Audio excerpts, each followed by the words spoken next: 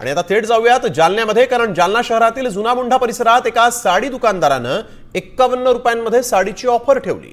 त्यामुळे साडीसाठी दुकानांसमोर महिलांची प्रचंड गर्दी उसळली।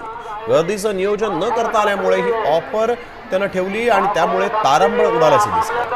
महिलांची गर्दी आवरणंही कठीण झालं होतं। या ठिकाणी पोलीस आल्यानं गर्दीला पांगवण्यात यश आलं। गर्दी वाढल्यानंतर दुकानदारानं ती ऑफरच बंद करून टाकली।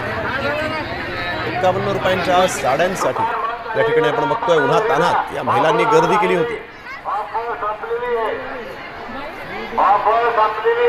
पहिले 51 त्यांना 1151 रुपयाची साडी 51 रुपये देऊ अशा प्रकारची त्यांनी स्कीम जाहीर केली होती। त्यामुळे आज मोठ्या प्रमाणावर त्या ठिकाणी गर्दी जमा झाली होती।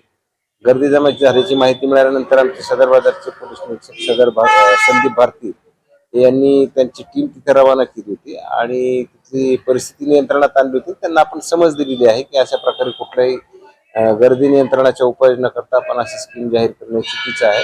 त्यांच्यावर काय कायदेशीर कारवाई करता येऊ शकते त्या दृष्टीने आपण प्रयत्न करत आहोत।